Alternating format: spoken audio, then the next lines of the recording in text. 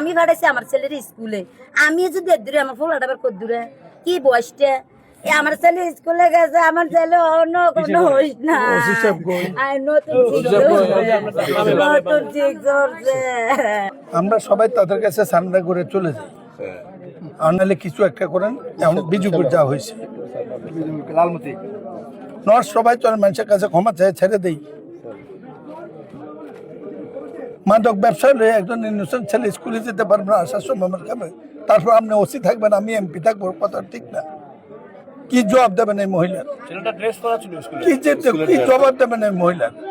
তার সাথে আরেকটা ছেলে মার খেয়েছে। এরা মাদক ব্যবসা নতুন করে না তো। কিছুদিন আগে স্যার মারার কাছ থেকে আইসা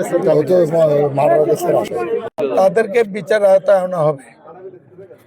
কোন আলামত ভাই আমার কোনে নাই তো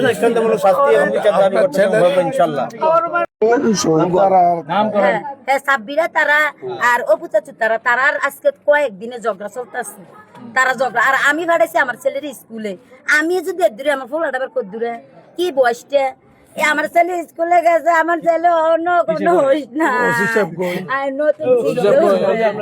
নতুন ঠিক করছে।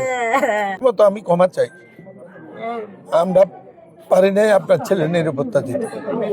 আমি বিশ্বাস করি আজকে রাত্রের মধ্যে অন্য একটা রেজাল্ট দিতে পারবে। আজকে রাতে আমি খবর নেব, কালকে যে কোনো সময় বসবো এবং এর পরবর্তী পর্যায়ে গণ প্রতিরোধ করার মতো কিছু করা যায় কিনা। আমার দলের নেত্রী সভাপতি এখানে আছেন, মহানগরের সেক্রেটারি আছেন জেলার, তাদেরকে বলে গেলাম আইনের পাশাপাশি আমরা সামাজিকভাবে তাদেরকে সামাজিকভাবে করার জন্য আমরা কালকে প্রোগ্রাম ডিক্লেয়ার করতে পারি, এটা তারা জানাবেন। আর সুতরাং এই স্টেজে আমার পুলিশ কর্তৃপক্ষ কতদূর এগিয়ে গেলেন, এটা কি করতে হবে তা বলা হয়েছে, এটা জানার জন্য অপেক্ষা করতে হবে, দেখব। আশা করি ছেলেটার চিকিৎসা কোনো সমস্যা হবে না।